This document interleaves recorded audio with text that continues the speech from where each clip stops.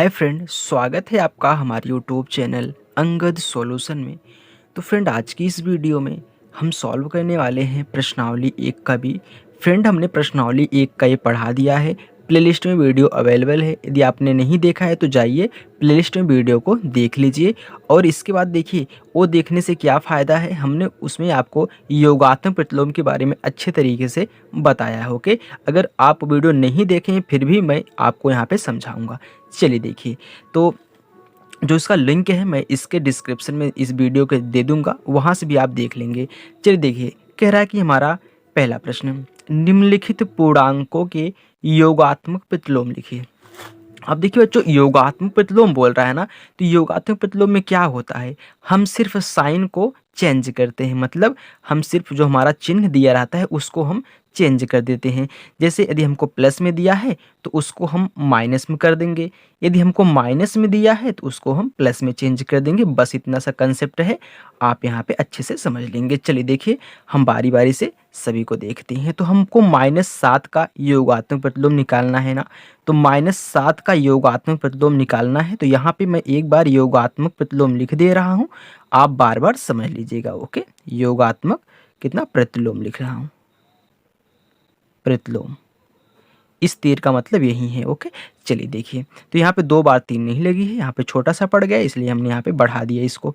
तो उस -7 का योगात्मक प्रतिलोम क्या होगा, हमने आपको बताया यदि माइनस में संख्या दी है तो उस संख्या को प्लस में कर दो, अगर प्लस में दिया है तो माइनस में कर दो। तो यहाँ पे संख्या हमको दोस्तों माइनस में दी गई है, हम क्या करेंगे, इसको +7 कर देंगे, ये हमारा योगात्मक प्रतिलोम हो जाएगा। यदि आप +7 नहीं लिख रहे हैं तो इसको सिर्फ 7 ही लिखिए, ठीक, क्योंकि 7 या फिर +7 में कोई अंतर नहीं है, बस यहाँ पे चिन्ह को दिखाया गया है, यहाँ पे नहीं दिखाया गया है। देखिए, फिर हमको 0, अब 0 का योगात्मक प्रतिलोम क्या होगा, हमने आपको 0 का योगात्मक प्रतिलोम बताया कि 0 स्वयं खुद का योगात्मक प्रतिलोम होता है। मतलब 0 को देखिए प्लस में है ना, तो हम कभी भी 0 को माइनस के साथ नहीं लिखेंगे। आप कभी भी ऐसा नहीं लिखा हुआ देखे होंगे, आप कितना ही पढ़े हो, माइनस का 0 नहीं लिखा जाता है, ये स्वयं का योगात्मक प्रतिलोम होता है। तो माइनस का 0 नहीं लिखेंगे, एक इसको सिर्फ हम 0 का ही 0 लिखेंगे। ये बहुत ही लॉजिकल है, क्योंकि कभी कभी पूछ लेता है कि ऐसी कौन सी संख्या है जो स्वयं का योगात्मक प्रतिलोम होती है, तो 0 ही ऐसी संख्या है दोस्तों जो स्वयं की योगात्मक प्रतिलोम होगी, इसको आप याद रखेंगे। चलिए देखिए, अब 1 दिया है, तो 1 का हमको योगात्मक प्रतिलोम निकालना है। तो हमने आपको बताया, अगर संख्या प्लस में दी है तो उस संख्या को माइनस में कर दो, यहाँ पे मैंने आपको दिखा दिया है। अगर माइनस में दिया है तो उस संख्या को प्लस में कर दो। फिर यहाँ पे दिया है, देखिए -a + b, ऐसे नहीं लिखा है, ये ऐसे लिखा है, ऐसे दिया है। ओके, माइनस बाहर दिया है, माइनस कोष्टक में a+ का b दिया है।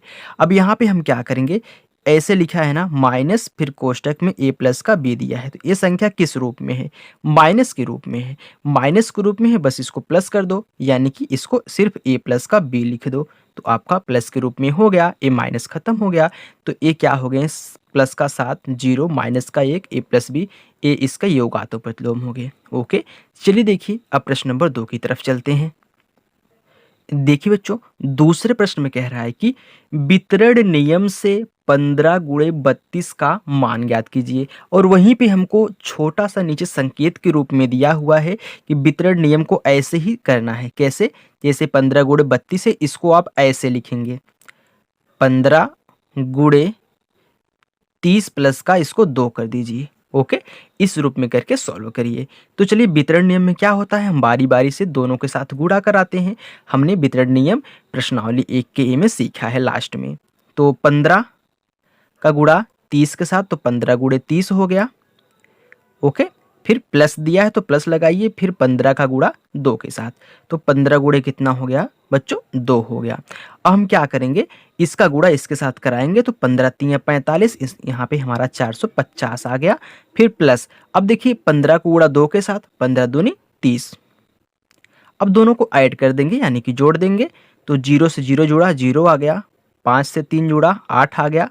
तो 480 इसका हमारा क्या है, क्या यहाँ पे आंसर है। तो इसको हम यहाँ पे लिखेंगे वितरण नियम से,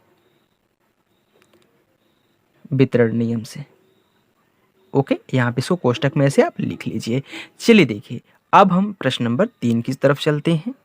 चलिए दोस्तों, यहाँ पे देखिए हमारा प्रश्न नंबर 3 है, कह रहा है कि धन पूर्णांकों में एक उदाहरण सहित दर्शाइए कि योग की संक्रिया पर योग का वितरण नियम असत है। देखिए दोस्तों, आपसे एक छोटी सी रिक्वेस्ट है, यदि आपको वीडियो पसंद आ रही है तो वीडियो को लाइक और चैनल को सब्सक्राइब जरूर करिएगा। यदि आपको नहीं समझ में आ रहा है, आपकी वीडियो नहीं पसंद में आ रही है, तो आपकी मर्जी है, आप चाहे वीडियो को लाइक सब्सक्राइब करिए या फिर मत करिए। ओके, ये आपकी मर्जी है।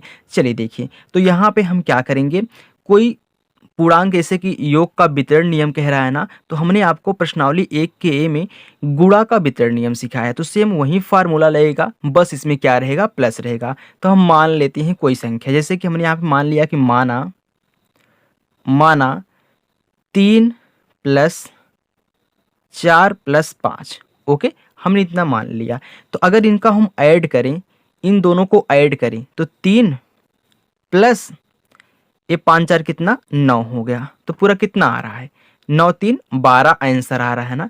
तो चलिए अब इसमें हम क्या करते हैं, हमने तो अभी तक सिर्फ ऐसे ही लिया है, चेक किया, मतलब यहाँ पे हम इसका हमारा आंसर 12 आ रहा है। अब इसको हम क्या करेंगे, योग के वितरण नियम से देखेंगे कि 12 आ रहा है कि नहीं आ रहा है। यदि नहीं आ रहा है तो क्या है, असत्य है, यदि आ रहा है तो सत्य है। ओके, चलिए देखिए, अब यहाँ पे योग का वितरण नियम लगाइए। तो योग के वितरण नियम में क्या होता है, इसको इसके भी साथ जोड़ते हैं, इसको इसको भी साथ जोड़ते हैं। कैसे, देखिए 3 + 4 करेंगे, फिर प्लस 3 + 5 करेंगे। जैसे गुणा के वितरण नियम में क्या होता था, इसको इसके साथ गुणा, इसको इसको साथ गुणा। ओके, तो यहाँ पे हम कोष्टक में लिख देंगे ताकि आपको समझ में आ जाए, योग का वितरण नियम। ओके, हमने लिख दिया, आपको समझ में आ जाए। चलिए देखिए, अब 4 3 कितना हो गया, 7 हो गया, फिर प्लस 3 और 5 कितना हो गया, 8 हो गया। तो कितना आ रहा है, 7 और 8 15 आ रहा है। तो क्या ये सही है, यहाँ पे तो 12 आ रहा है, यहाँ पे कितना आ रहा है, 15 आ रहा है। मतलब हमने नॉर्मली जब ऐसे लगाया तो हमारा 12 आया, और जब हमने योग का वितरण नियम लगाया तो हमारा 15 आया। मतलब क्या है, असत्य है। तो यहाँ पे हम लिखेंगे ऐसे, 3 + 4 + 5 डज नॉट इक्वल टू, मतलब बराबर नहीं है किसके, इस वाली संख्या के, जो हमने यहाँ पे योग का वितरण नियम लगाया है 3 + 5 के। ओके, तो यहाँ पे हमारा आंसर हो जाएगा, ऐसे मतलब असत्य होगा। चलिए देखिए, अब हम प्रश्न नंबर 4 की तरफ चलते हैं। चलिए दोस्तों, यहाँ पे देखिए हमारा प्रश्न नंबर 4 है, कह रहे कि दर्शाइए कि पूर्णांकों में योगात्मक नियम अद्वितीय होता है। पूर्णांकों में योगात्मक नियम क्या होता है, अद्वितीय होता है। तो यहाँ पे देखिए, सबसे पहले हम मान लेते हैं कि माना ए एक पूर्णांक है, क्योंकि हमको दर्शाना है ना, पूर्णांक है, हमने यहाँ पे मान लिया। और एक और मान लेंगे कि बी दूसरा पूर्णांक है, दूसरा पूर्णांक है। देखिए, जब ये दोनों क्या हैं, पूर्णांक हैं, तो क्या इनका योग भी पूर्णांक होगा, बिल्कुल इनका योग हमारा क्या होगा, पूर्णांक होगा। तो यहाँ पे देखिए, a + b भी क्या होगा, पूर्णांक होगा। चाहे इसको हम b + a लिखें तो a भी क्या होगा, पूर्णांक ही होगा। ओके, चलिए अब उदाहरण के लिए हम देख लेते हैं कि उदाहरण के माध्यम से सही आ रहा है कि नहीं आ रहा है। तो यहाँ पे ऐसे हम लिखेंगे उदाहरण। ओके, तो उदाहरण में बच्चों हम क्या मानेंगे, कोई दो पूर्णांक मान लेते हैं। तो पूर्णांक देखिए, यहाँ पे हम मान रहे हैं कि माना 2 तथा 3, या फिर 2 तथा 4 मान लीजिए, एक पूर्णांक है। ओके, चाहे 4 मानिए चाहे 3, मतलब दो पूर्णांक आप कोई भी मान लीजिए। तो 2 तथा 3 क्या है, एक पूर्णांक है। तो यहाँ पे जब हम इन दोनों को ऐड करेंगे, 2 + 4 करेंगे, तो कितना आएगा, 6 आएगा ना। तो ये भी क्या है, पूर्णांक ही है, पूर्णांक ही है ना, तो 6 तो पूर्णांक है। और यहाँ पे फिर देखिए, चाहे इसको हम 4 + का 2 लिखें तब भी उतना ही आएगा, 6, ये भी क्या होगा, पूर्णांक होगा। तो यहीं से हमको पता चलेगा कि पूर्णांकों में जो योगात्मक नियम होता है वो क्या होता है, अद्वितीय होता है। तो यहाँ पे लिखेंगे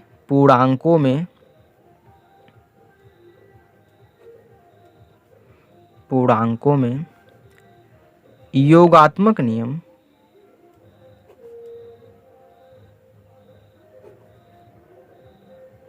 अद्वितीय होता है। ओके, तो चलिए देखिए, ये हमारा चौथा प्रश्न हो गया। अब हम पांचवा प्रश्न सॉल्व करते हैं। चलिए देखिए अपना पांचवा प्रश्न कह रहा है कि निम्नलिखित संख्याओं में से धन पूर्णांक छांटिए। अब धन पूर्णांक क्या होता है, हम जानते हैं पूर्णांक हमारा दो टाइप्स का होता है। एक होता है ऋणात्मक पूर्णांक, दूसरा होता है धनात्मक पूर्णांक। ऋणात्मक पूर्णांक में क्या होता है, ऋण के साथ लगा होता है, और धनात्मक पूर्णांक मतलब धनात्मक होता है। ओके, तो यहाँ पे हमको धनात्मक पूर्णांक पूछा है, ऋणात्मक पूर्णांक नहीं पूछा है, तो मतलब हमको धनात्मक निकालना है। अब यहाँ पे हमको अलग अलग संख्याएं दी गई हैं, ए अलग है, ए अलग है, ए एक है, ए एक है, मतलब कि यहाँ पे 1 2 3 4 5 6 7 संख्याएं, मतलब 7 सवाल हमको यहाँ पे दिए गए हैं। इनको हम देखते हैं इसमें से कौन सा धनात्मक है, कौन सा ऋणात्मक है। ओके, तो चलिए देखिए, क्या हम यहीं पे इनको सॉल्व कर लें या फिर यहाँ पे अलग अलग से लिख लें। चलिए देखिए, हम यहाँ पे अलग अलग से इनको लिख लेते हैं। 8 माइनस का 6 और 2 माइनस का 5 और 1 भागे 3, और यहाँ पे कितना है, माइनस का 3 और गुणे माइनस का 4, और यहाँ पे फिर 8 भागे 2, फिर माइनस का 5 गुणे 2, फिर यहाँ पे 3 गुणे कितना, 5। ओके, चलिए देखिए, तो यहाँ पे हमने सभी क्वेश्चंस को ले लिए हैं। अब हम घटाएंगे तो देखते हैं इसमें से कौन सा धनात्मक निकलता है, कौन सा ऋणात्मक निकलता है। तो क्या हम दूसरा पेन यूज कर लें। चलिए देखिए, हम दूसरा पेन यहाँ पे यूज कर रहे हैं। देखिए, तो 8 में से 6 घटाएंगे ना, तो 8 में से 6 घटे कितना आएगा, 2 आएगा। धनात्मक रहेगा ऋणात्मक, धनात्मक रहेगा। क्यों, क्योंकि 8 बड़ा है ना, जो बड़ा होता है उसका चिन्ह लगता है, हम जानते हैं। अब देखिए, 5 में से 2 में से 5 घटाना है, तो घटेगा तो ना, कितना आएगा, 3 आएगा ना। तो कौन सा चिन्ह लेगा, जो बड़ा है उसका चिन्ह लेगा। तो माइनस का 5 बड़ा है ना बच्चों, तो माइनस का 5 बड़ा है तो इसका चिन्ह 5 का बड़ा है, 5 बड़ा है तो इसका चिन्ह मतलब माइनस लेगा ना। जो बड़ा होता है उसी का चिन्ह हम लगाते हैं। चलिए, यहाँ पे 1 भागे 3 करेंगे, तो क्या इसमें प्लस माइनस का आपको दिया गया है, क्या भाग करने में कोई संख्या माइनस में आती है। जब इसमें प्लस माइनस दिया, मतलब सॉरी, जब इसमें माइनस दिया ही नहीं गया है तो हमेशा प्लस में ही आएगा। आप यहाँ पे भाग करेंगे तो ओके, चलिए देखिए, मतलब भाग का मतलब यहाँ पे आप ऐसे भाग कर सकते हैं, लेकिन आएगा किसमें, प्लस में ही आएगा ना। तो हम यहाँ पे हम भाग नहीं कर रहे हैं। ओके, चलिए, यहाँ पे चाहे भाग करना चाहे तो 0.33 ऐसे बढ़ता हुआ आपका चला जाएगा। ठीक, चलिए अब देखिए, यहाँ पे देखिए क्या होगा, गुणा होगा। तो ये संख्या माइनस में है, ये संख्या भी माइनस है, तो 4 तिहाई 12 हो गया। तो चिन्ह कौन सा लगेगा, माइनस गुणे माइनस क्या होता है, प्लस होता है, तो प्लस में ही आएगा। अब देखिए, 8 भागे 2, 2 से हम 8 में भाग करेंगे, 2 चौका 8 होता है, तो यहाँ पे 4 आ गया, ये भी प्लस में ही है। अब यहाँ पे देखिए गुणा होगा, 5 दूनी 10 होगा, चिन्ह कौन सा लगेगा, हम देख लेते हैं। यहाँ पे क्या है, माइनस है, ये संख्या प्लस में है, तो माइनस गुणे प्लस क्या होता है, माइनस होता है, यानी कि माइनस में रहेगा। फिर 5 तिहाई 15, तो चिन्ह कौन सा, प्लस ही रहेगा, क्योंकि इसमें माइनस दिया ही नहीं है। चलिए, तो कौन कौन से हमारे प्लस में आए हैं, वही हमारे क्या है, धन पूर्णांक हैं। तो देखिए, ए प्लस में आया है, ए प्लस में आया है, ए प्लस में, ए प्लस में और ए प्लस में आया है। मतलब हमारे जो धन पूर्णांक हैं वो कौन कौन से हैं, यहाँ पे हम लिख देते हैं। चलिए देखिए बच्चों, वीडियो पसंद आए तो लाइक सब्सक्राइब जरूर करिएगा। ओके, अब यहाँ पे कितना आया है, एक तो 8 माइनस का 6 वाला धन पूर्णांक है। दूसरा एक हमारा 1 भागे 3 वाला धन पूर्णांक है। चलिए, इनको हम कोष्टक में से लिख देते हैं, ताकि आपको, नहीं तो यहाँ पे मिल जाएगा ना तो आपको दिक्कत होगी देखने में। अब यहाँ पे फिर 12 वाला, तो मतलब माइनस का 3 गुणे माइनस का 4 वाला भी क्या है, धन पूर्णांक है। हमने आपको यहाँ पे दिखा दिया है, ताकि आपको भी अच्छे से समझ में आता रहेगी कि हाँ क्यों ये धन पूर्णांक है। देखिए, यहाँ पे इस चैनल पे जो भी आपको पढ़ाया जाएगा बच्चों, क्या होगा, सब अच्छे तरीके से एकदम बिल्कुल क्लियर कंसेप्ट के साथ पढ़ाए जाएंगे। तो यदि आपको वीडियो पसंद आए हो तो बच्चों अब वीडियो को लाइक कर दीजिए और चैनल को सब्सक्राइब कर लीजिए। ओके, क्योंकि हमारा जो प्रश्नावली 1 का बी है अब समाप्त हो गया है। अब हम प्रश्नावली 1 का सी सॉल्व करेंगे नेक्स्ट वीडियो में। चलिए तब तक के लिए बाय। Thank you.